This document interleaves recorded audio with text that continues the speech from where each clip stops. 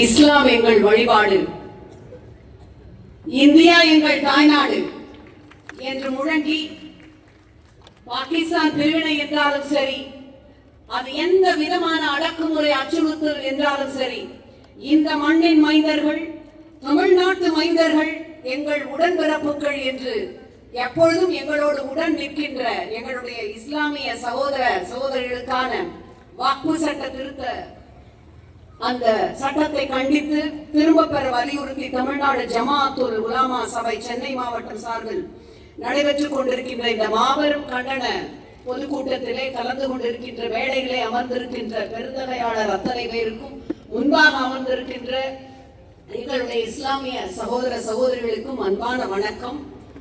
என்னோடு கலந்து கொண்டு இந்த வேளையிலே பேச இருக்கின்ற இந்த வக்ஃபு திட்ட திருத்த சட்ட மசோதா அரங்கேற்றப்பட்ட பொழுது அதனை அக்கு வேறு ஆணி வேறாக அலசி அது எப்படி நம்முடைய சிறுபான்மை குறிப்பாக இஸ்லாமிய மக்களுக்கு எதிரான ஒன்றாக இருக்கிறது என்பதை நாடாளுமன்றத்திலே நிரூபித்த அன்பிற்குரிய எங்களுடைய கழகத்தினுடைய துணை பொதுச் செயலாளர் ராசா அவர்களுக்கும் எனக்கு முன்பாக ஊடக வெளியிலே தொடர்ந்து இந்த சங்கி கூட்டங்களை தோலுரித்து காட்டுகின்ற அந்த பணியை சிறப்பாக செய்து வருகின்றவரும், தொடர்ச்சியாக திராவிட முன்னேற்ற கழக கொள்கையாகட்டும் அதை இந்த இளைய தலைமுறையினர் எப்படி அறிந்து கொள்ள வேண்டும் என்பதற்காக வேளைதோறும் முழங்கி வருகின்ற அந்த பணியை செய்கின்ற என்னுடைய அன்பிற்குரிய சகோதரர் செந்தில் வேலாகட்டும், அத்தனை பேருக்கும் என்னுடைய அன்பான வணக்கமோடு இதை நான் தொடங்குகின்றேன்.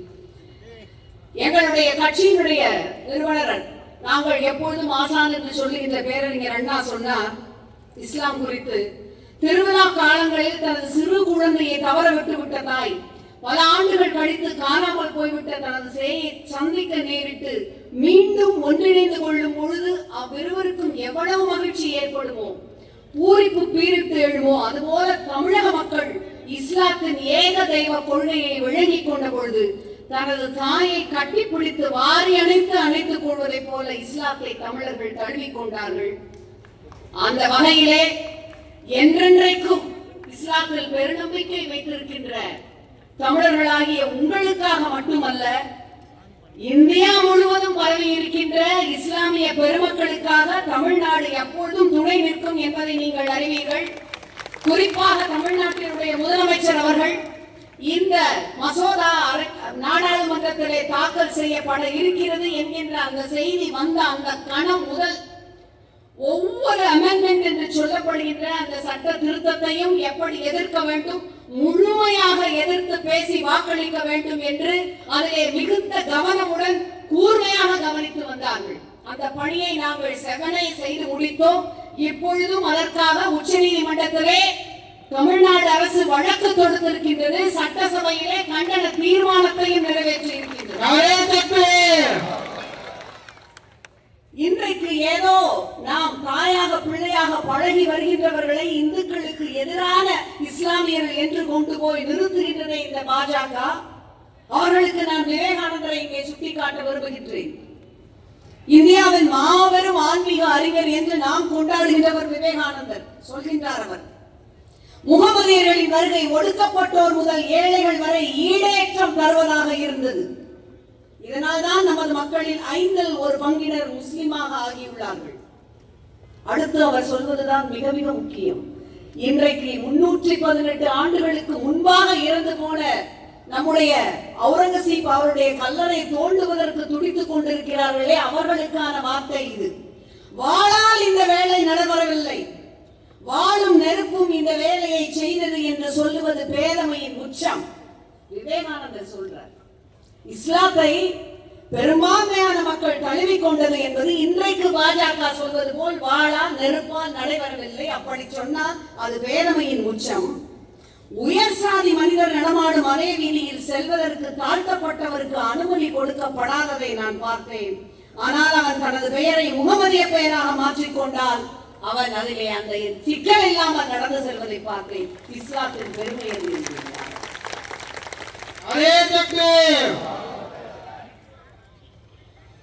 எத்தனை எத்தனை பங்களிப்புகளை இந்திய சுதந்திர போராட்ட வரலாற்றில் இந்திய இலக்கியத்திற்கு, இந்திய கலைக்கு, இந்திய பண்பாட்டுக்கு பங்களித்திருக்கின்ற எங்கள் சகோதர சகோதரிகளை வளைப்பதற்கு என்றே சட்டங்களை போடுகின்றீர்கள்.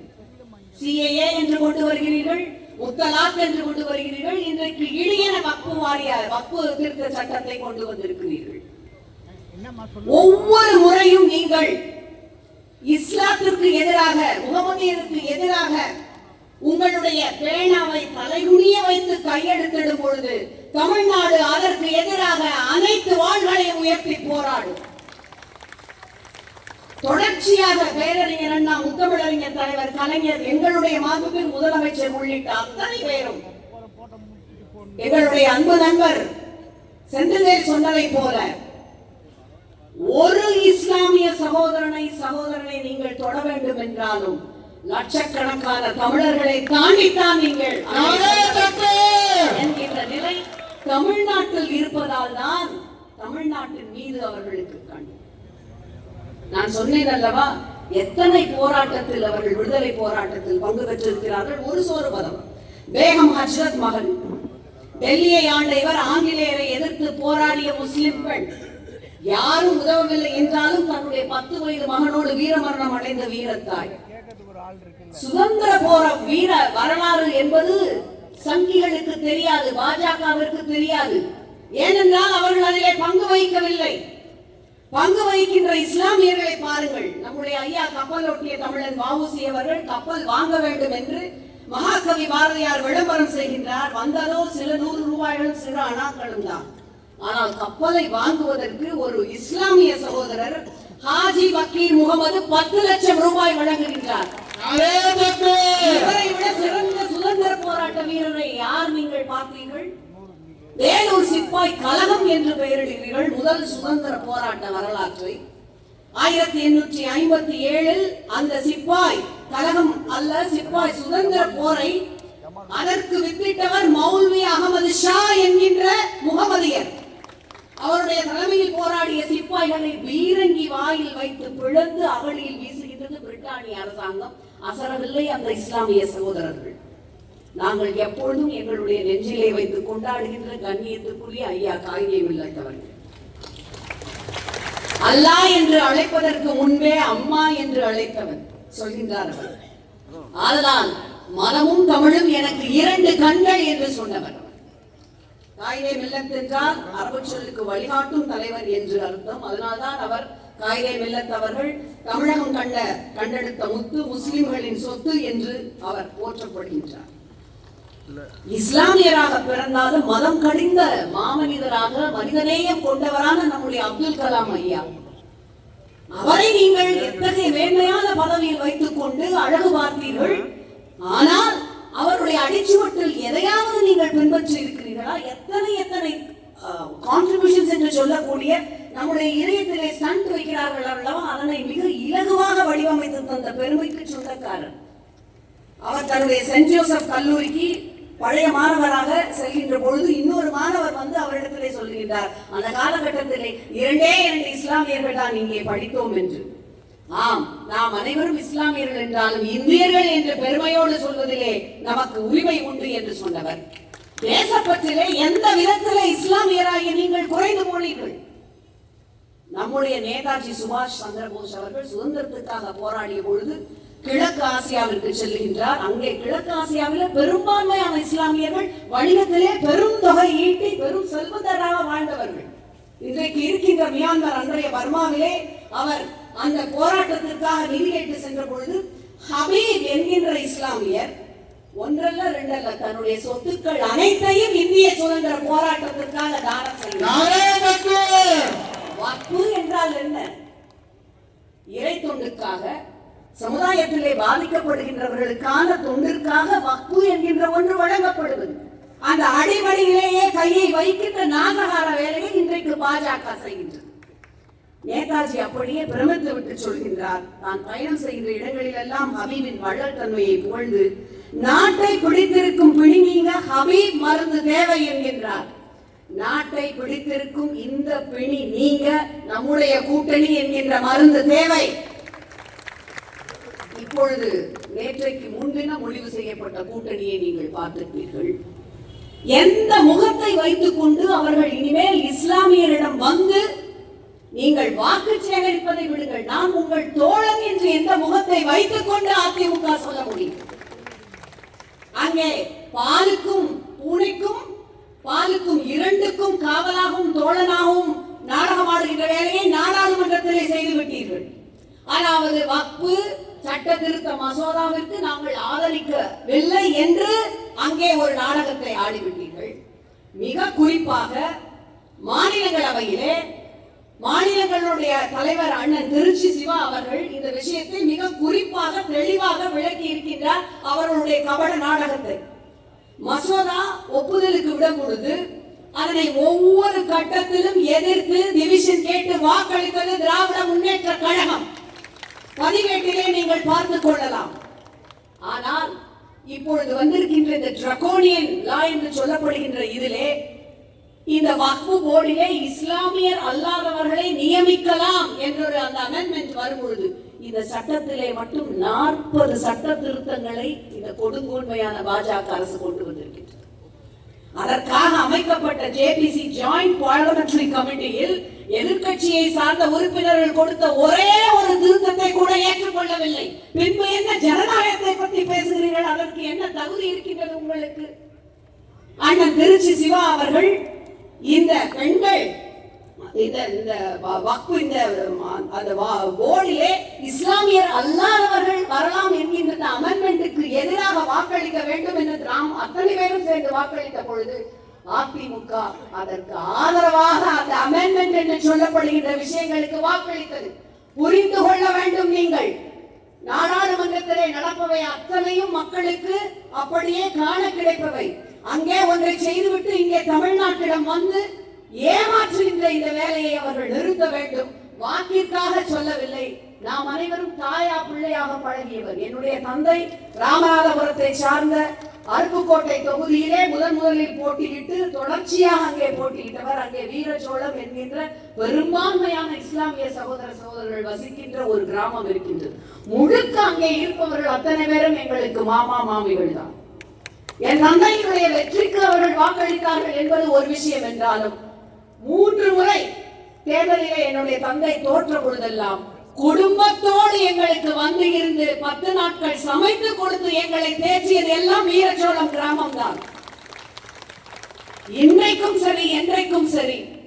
ஆகையால் தான் இந்த நீங்கள் பிரித்து ஆளுகின்ற விஷயங்கள், நீங்கள் வேறு நாங்கள் வேறு என்று மதத்தின் பெயரால் செய்கின்ற சூழ்ச்சிகள் இவை அனைத்தும் எடுபடாது. மிக குறிப்பாக சட்ட ரீதியாக நாம் இதனை எதிர்கொண்டு உங்களுக்கான நியாயமான தீர்ப்பை வாங்கி தருவோம் என்று முதலமைச்சர் உறுதியாக இருக்கின்றார். நம்முடைய வள்ளல் ஐயா ஜமால் முகமது மகாத்மா காந்தி அவர்கள் தமிழகத்திற்கு வருகின்றார். விடுதலை போராட்டத்திற்கு ஆங்கிலேயருக்கு எதிராக நிதி சேர்க்க முயற்சிக்கின்றார். அப்பொழுது காந்தியடிகளிடம் ஐயா ஒரு எழுதப்படாத காசோலையை எம்டி செக்கை கொடுத்து நீங்கள் விரும்பிய தொகையை சுதந்திர போராட்டத்திற்கு எடுத்துக் கொள்ளுங்கள் என்கின்றார். அவரை விட சுதந்திர போராட்ட வீரர் யாரை நீங்கள் பார்த்தீர்கள்? காந்தியுடைய கதர்துணி பிரச்சாரத்திற்கு காஜா மியான் ராவுத்தர் என்கின்ற அந்த இஸ்லாமிய சகோதரர் 50,000 ரூபாயில் ஒரு கதர் நெசவு ஆலையே நிறுவி கொடுத்திருக்கின்றார். சுதந்திர போராட்ட அந்த வரலாற்றில் ஒரு கமா கார்புலியில் கூட இடம்பெறாத பாஜக கட்சி இத்தனை பங்களிப்புகளை செய்திருக்கின்ற இஸ்லாமிய சகோதரர்கள் சகோதரிகள் குறித்து அவர்களுக்கு எதிராக தொடர்ச்சியாக ஒரு எழுத்தாளர் சொல்கின்றார். ரீமா அகமது. நம்முடைய நெஞ்சம் வலிக்கின்றது. ஆக்ராவிலே வசிக்கின்ற எழுத்தாளர் அவர் சொல்கின்றார், 6 ஆண்டுகளுக்கு முன்பு ஆக்ராவிலே பள்ளியிலே படித்து வந்த ஒரு இஸ்லாமிய சிறுவன் முகம் சிவந்து வீட்டுக்கு வருகின்றார். என்ன விஷயம் என்று கேட்கின்றேன். வகுப்பு தோழர்கள் என்னை பாகிஸ்தான் பயங்கரவாதி என்கிறார்கள் என்றார். அதாவது பள்ளியிலே விளையாடி கொண்டிருக்கும் பொழுது திருடன் போலீஸ் அந்த மாதிரியான விளையாட்டுகள் வரும் பொழுது அந்த சமயத்திலே என்னை பாகிஸ்தான் பயங்கரவாதி, அவனை கொள்ளுங்கள் என்று சொன்னதோடு மட்டுமல்லாமல் சில வகுப்பு தோழர்கள் நலி காக்கிடா சாக்கடை புழு என்று அழைத்ததாகவும் சொல்லி இன்று வரை அந்த சிறுவன் வீட்டிலேயே கல்வி கற்கின்றான் என்று சொல்லிவிட்டு அவர் சொல்லுகின்றார், எனது மகனின் அனுபவங்களின் மூலம் இந்த சமூகத்தில் நிகழும் மாற்றத்தை நான் உணர்ந்தேன். என் இளமை பருவத்தில் நான் இங்கு வளர்ந்த பொழுது எனக்கு இதுபோல் நடந்ததில்லை. அதுதான் மிக முக்கியம். என் இளமை பருவத்தில் இதுபோல் நடந்ததில்லை. இங்கே அமர்ந்திருக்கின்ற அத்தனை பேரும் நம்முடைய ஐயா அவர்களிடம் நான் சொல்லிக் கொண்டிருந்தேன். நான் மதுரையிலே இருக்கின்ற தியாகராசர் கல்லூரியிலே தான் பயின்றேன். எத்தனை முறை திருப்பரங்குன்றம் சென்றிருப்போம். முருகனையும் தரிசித்து விட்டு தர்காவிற்கும் சென்று 2 இடங்களுக்கும் வந்து அங்கே தருகின்ற உணவை சாப்பிட்டு வருவதுதான் என் போன்ற மதுரை வாழ் மக்களுடைய தொடர்ச்சியான வழிபாட்டு முறை. இன்றைக்கு என்று நீங்கள் புதிதாக உழைத்து, இன்றைக்கு என்று நீங்கள் எங்களிடையே வந்து இந்த பிளவுவாத அரசியலை நீங்கள் தூண்டிவிட முயற்சிக்கும் பொழுது, தமிழ்நாடு, தமிழ் மண், இஸ்லாமிய பெருமக்களினுடைய அனைத்து பங்களிப்புகளையும் உணர்ந்து the rights for minority என்று தொடர்ச்சியாக அவர்களுக்கு உறுதுணையாக நிற்கின்ற, அவர்களுக்கு இடஒதுக்கீடு முதற்கிற அத்தனையும் பெற்று தந்த திராவிட முன்னேற்ற கழகம் ஒருபொழுதும் அதனை அனுமதிக்காது. இன்னும் ஒரு கதையை பாருங்கள். இவையெல்லாம் மிக சமீபத்திலே நடந்த விஷயங்கள். ராமநவமி கொண்டாடப்பட்டது. தாராளமாக அனைவரும் கொண்டாடினோம், நாங்கள் அத்தனை பேருமே. ஆனால் யார் அந்த தைரியத்தை கொடுத்தது? மசூதியின் மேலே நின்று கொண்டு ராமநவமியை கொண்டாடுகின்ற அந்த புகைப்படம் என்பது நமக்கெல்லாம் எத்தகைய பதட்டத்தை உண்டாக்குகின்றது. ஏன் ஒரு அரசு இதனை திட்டமிட்டு செய்ய வேண்டும்? ஏன் அவர்களுக்கு தண்டனை கொடுக்கப்படாமல் அவர்கள் அப்படியே விடப்பட வேண்டும்? இதுதான் இன்றைய இஸ்லாமிய சகோதர சகோதரிகள் மட்டுமல்ல, இந்துக்களும் கேட்டுக்கொள்ள வேண்டிய கேள்வி. அவர்கள் முதலில் உங்கள் வரவேற்பறைக்கு வந்தார்கள். எப்படி அமர்வது, எதை பேசுவது என்றார்கள். அடுத்தது உங்களுடைய உடை மாற்றுகின்ற அறைக்கு வந்தார்கள். என்ன உடை அணிய வேண்டும், எப்படி அணிய வேண்டும் என்கிறார்கள். உங்களுடைய சமையலறைக்கு சென்றார்கள். இதை சாப்பிடுங்கள், இதை சாப்பிடக்கூடாது, இதை வைத்தால் நீங்கள் தோல் உரிக்கப்படுவீர்கள் என்றார்கள். இத்தனைக்கும் மேல் அடுத்ததாக மிக மிக முக்கியமாக, India is a sovereign, democratic, secular, socialist republic. நம்முடைய அரசியலமைப்பு சட்டத்தில் செக்யூலர் என்கின்ற அந்த மிக மிக முக்கியமான அடிநாதத்தில் இன்றைக்கு சம்மட்டி அடியாக சட்டங்களை இறக்கிக் கொண்டே வருகிறார். செக்யூலர் என்றால் என்ன அர்த்தம்? அனைத்து மதத்தை சார்ந்தவர்களும் மத நல்லிணக்கத்தோடு இந்த மண்ணில் வாழலாம். ஏன் திராவிட முன்னேற்ற கழகம் என்று இரு போட்டு பெயர் வைக்காமல் பேரறிஞர் அண்ணாவிடம் ஏன் திராவிட முன்னேற்ற கழகம் என்று வைத்தீர்கள், திராவிடர் முன்னேற்ற கழகம் என்று வைக்காமல் என்ற கேள்வி கேட்கப்பட்ட பொழுது அவர் சொன்னார், திராவிடர் முன்னேற்ற கழகம் என்று வைத்தால் ஏதோ திராவிடர்கள் மட்டும்தான் இந்த மண்ணிலே நலமாக இருக்க வேண்டும் என்கின்ற ஒரு தோற்றம் வந்துவிடும். அது அப்படி அல்ல. இந்த மண்ணின் மீது நம்பிக்கையும் மகிழ்ச்சியும் வைத்து இந்த மண்ணிலே இருக்கின்ற, தமிழ்நாட்டில் இந்தியாவின் மீது இறையாண்மையில் நம்பிக்கை வைத்திருக்கின்ற அத்தனை பேரும் இந்த மண்ணில் மகிழ்ச்சியாக வாழலாம். ஆகவேதான் நான் இன வழி அந்த பெயரை வைக்காமல் நிலவழி பெயரை திராவிட முன்னேற்ற கழகம் என்கின்ற பெயரை தேர்ந்தெடுத்தோம். மிக மிக முக்கியமான ஒரு விஷயத்தை நாம் கூர்ந்து கவனிக்க வேண்டிய காலகட்டம் இது. கலீம் அகமது குரோஷி அவர் ஒரு இசைக்கலைஞர், சாஃப்ட்வேர் இன்ஜினியர். தன்னுடைய இசை கச்சேரிக்காக ரூபாப் என்று சொல்லப்படுகின்ற ஒரு இசை கருவியை எடுத்துக்கொண்டு போகின்றார். அந்த கருவியை அவர் கவர் செய்து வைத்திருக்கும் பொழுது அது மிகப்பெரிய தோற்றத்தோடு இருக்கின்றது. ஒரு ஷேர் ஆட்டோவில் ஏறி ஒரு இந்து சக பயணியுடன் ஆக்ராவுக்கு போகின்றார். அந்த இந்து சக பயணி அதை பார்த்தவுடன் துப்பாக்கி என்று நினைத்துக் கொண்டாராம். எப்படிப்பட்ட நஞ்சு விதையை நீங்கள் விதைத்திருக்கின்றீர்கள், அதை திறந்து காட்டவும் சொன்னாராம். அந்த சகோதரர் சொல்கின்றார், நான் எங்கே இருக்கிறேன், என்ன சொல்கிறேன், என்ன செய்கிறேன் என்று நான் மிகவும் கவனமாக இருக்க வேண்டும். மனம் புண்படுகின்றது, கண்ணிலே ரத்தம் கசுகின்றது. என் மண்ணிலே பிறந்த ஒரு இஸ்லாமிய சகோதரன், இந்த மண் என்னுடைய மண், இங்கேதான் எனக்கு வாழ்வும் தாழ்வும் என்று இருக்கின்ற ஒரு இஸ்லாமிய சகோதரன் மனம் வலிக்க சொல்கின்றான். ரயிலில் டிக்கெட் பரிசோதகர்கள் கூட என் பெயரை சொல்வதற்கு நான் சங்கடமாக உணர்கின்றேன். ஏனென்றால் அரசியல் சமூகங்களுக்கு இடையிலான உறவில் விஷத்தை கலந்து விட்டது என்கின்றார். அந்த விஷத்தை கலந்தது பாஜக. அந்த பாஜகவோடு இன்றைக்கு கூட்டு வைத்திருப்பது அதிமுக. அறிந்து கொள்ள வேண்டும் நீங்கள், எதற்காக என்ன விதமான லாபத்தை நோக்கி அவர்கள் அந்த கூட்டணியை வைத்தாலும் ஒட்டுமொத்த இஸ்லாமிய சமூகமும் அவர்களுடைய முஷ்டியை உயர்த்தி அவர்களுக்கான இடம், ஒரு இடம் கூட இந்த தமிழ் மண்ணிலே கிடைக்க கூடாது என்பதை உறுதியேற்க வேண்டும்.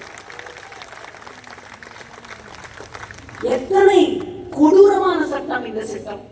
நீங்கள் அதனை எடுத்து பார்த்தீர்கள் என்றால் விலாவாரியாக சொல்லிவிட்டார்கள். 4 விஷயங்கள் மட்டும்தான் அதுல இருக்கின்ற ஷரத்துக்களை.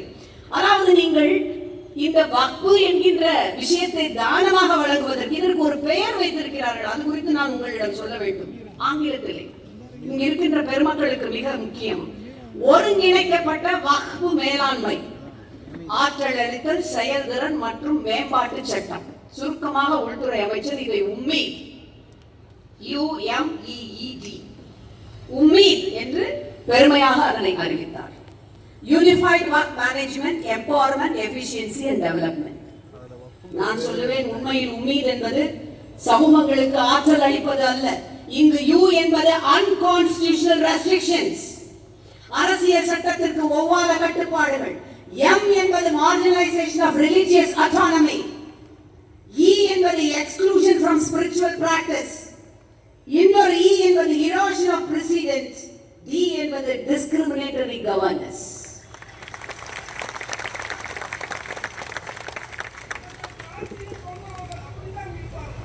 நாம் சுதாரித்துக் கொள்வோம். நம் வாளாலும் நெருப்பாலும் யாரையும் கொல்லவோ இம்சிக்கவோ வேண்டிய அவசியம் இல்லை. அல்லாஹ் நமக்கு தந்த அன்பு சாம்ராஜ்யம் நம்முடைய விருந்து கிடக்கின்றது. தமிழ்நாடு தமிழர்கள் உங்கள் பின்பாக நிற்பார்கள். எப்படிப்பட்ட கொடூரமான அந்த ஷரத்துக்கள் என்று சொல்வார்கள் அல்லவா, ஒவ்வொன்றையும் நீங்கள் எடுத்து பார்த்தீர்கள் என்றால், வக்ஃபு வாரியத்திலே நீங்கள் இஸ்லாமியர் அல்லாதவர்களை அனுமதிக்கலாம். ஏன் சீக்கியர்களுக்கு, ஜைன மதத்தவர்களுக்கு, இந்து மதத்திலே இருக்கின்ற எத்தனையோ போர்டு இருக்கிறது அல்லவா, அந்தந்த மதத்தில் எல்லாம் அதில் அல்லாதவர்களை நீங்கள் கொண்டு வரலாம் என்று சொல்லுகின்ற துணிச்சல் உங்களுக்கு இருக்கின்றதா? அடுத்ததாக அவர்கள் சொல்வது என்னவென்றால், வக்ஃபு வாரியத்திலே இருக்கின்ற இந்த முரண்பாடுகள், சில நில சம்பந்தமான விஷயங்களை மாவட்ட ஆட்சித்தலைவர் தீர்மானிக்கலாம். இதற்கு நம்முடைய மாண்புமிகு அமைச்சர் கிரண் ரிஜிஜு அவர்கள் சொல்லுகிறார்கள், this law is not about religion, it's about property. இது மத சம்பந்தமான சட்டம் அல்ல, இது சொத்துடைமை சம்பந்தமான சட்டம். என்ன அழகாக பூசி மெழுகிறார். அவர்களுக்கு வேண்டுமென்றால் இப்படி, இல்லை என்றால் அப்படி. அதுதான் அவர்களுடைய திட்டமும் சட்டமும். ஒரு பிரச்சனை வருகிறது என்றால் நமக்குள்ளே நாம் பேசி தீர்மானித்துக் கொள்வது என்பது எப்படி? அந்த மாவட்ட ஆட்சித்தலைவர், இது வக்ஃபு சொத்துக்கள் என்பது பாரம்பரியமான இஸ்லாமிய கொள்கையின்படி, அதற்கான வரலாற்று மதிப்பின்படி கட்டுப்பட்டு நடப்பவை. அந்த புரிதல் அவருக்கு இருக்கின்றதா என்று உங்களுக்கு தெரியாது. இது அரசு அதிகாரிகளிடம் வக்ஃபு சொத்தை கொடுத்து பின்பாக அழகாக அகிலேஷ் யாதவ் சொன்னார், பிஜேபி என்பது இன்றைக்கு ஒரு ரியல் எஸ்டேட் ஏஜென்டாக மாறிவிட்டது என்று சொன்னார். இஸ்லாமியருடைய நிலங்களை கைப்பற்றுவதற்காக அவர்கள் முதலில் எடுத்திருக்கின்ற ஆயுதம் இந்த ஆயுதம் என்று சொன்னார். அதுபோல ட்ரிபியூனல் என்பதை விடுத்து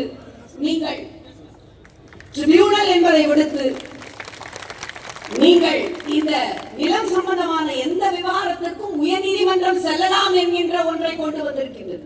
எத்தனை வழக்குகள் நிலுவையிலே அங்கே இருக்கின்றன. ஏற்கனவே pendency of so many laws இருக்கும் பொழுது இந்த தீர்ப்பாயத்தை தவிர்த்து அங்கே செல்லலாம் என்பது மிகுந்த தாமதத்திற்கு மட்டுமல்ல, அந்த சொத்துக்களை கையகப்படுத்துவதற்கான மிக ஒரு தந்திரோகமான உத்தியாகும்.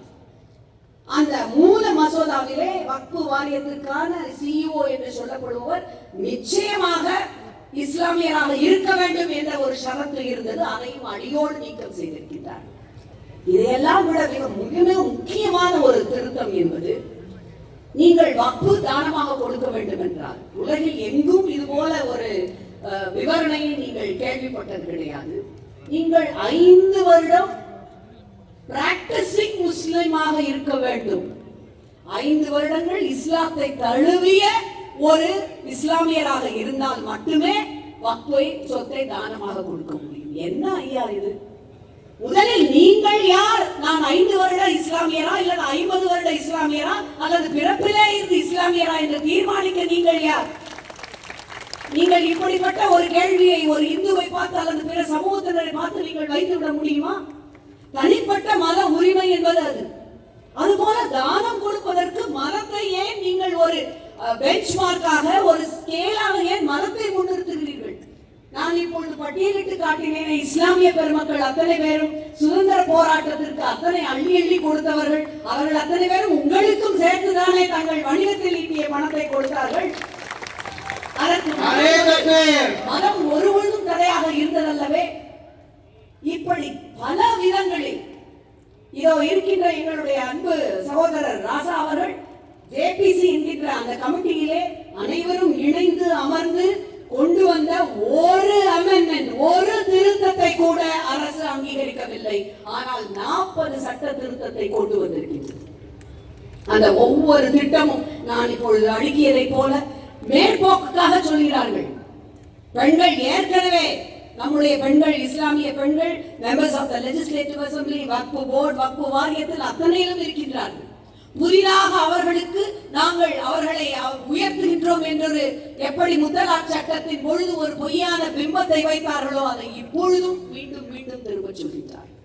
அவர்களுடைய ஒரே ஒரு இலக்கு என்பது முதலில் நம்முடைய மதம், முதலில் உணவு, உடை, மதம், பிற்பாடு மசூதிகள் அத்தனையும் குறிவைத்து, மசூதிகள் என்கின்ற வழிபாட்டு தலங்களே இல்லாமல், மதமே இல்லாமல் சொத்துக்கள் இருப்பதால் தானே நாம் இதிலே வேரூன்றி நிற்கிறோம் என்று சொத்துக்களை அளிப்பது.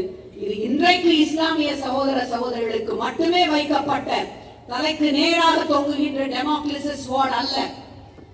இது கிறிஸ்தவர்களுக்கும் வைக்கப்பட்டு விட்டது என்பது ஏற்கனவே சொல்லி ஆகிவிட்டது. கிறிஸ்தவர்களுக்கு சொந்தமான நிலங்களை எடுங்கள், இத்தனை நிலங்கள், இத்தனை சொத்துக்கள் இருக்கின்றன என்று பட்டியலிடுகின்றன.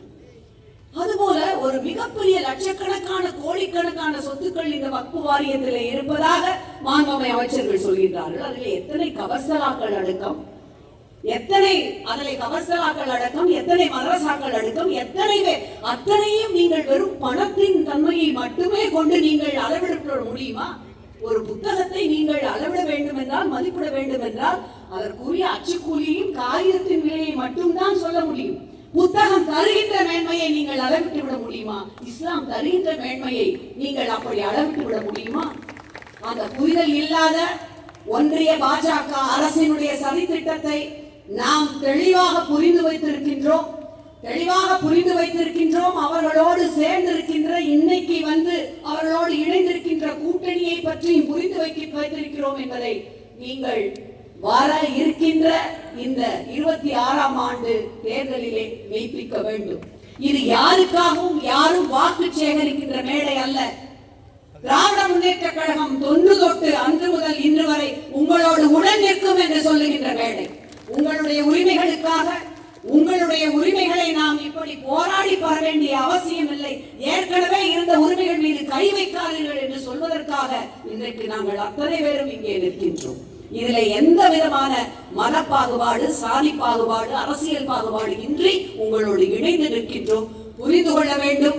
இஸ்லாமிய பெருமக்கள், இஸ்லாமிய சகோதரிகள் அவர்கள் அத்தனை பேரும் என்றென்றைக்கும் முத்துவேல் கருணாநிதி ஸ்டாலின் பக்கம் தான் என்பதை உணர்த்துங்கள். நன்றி.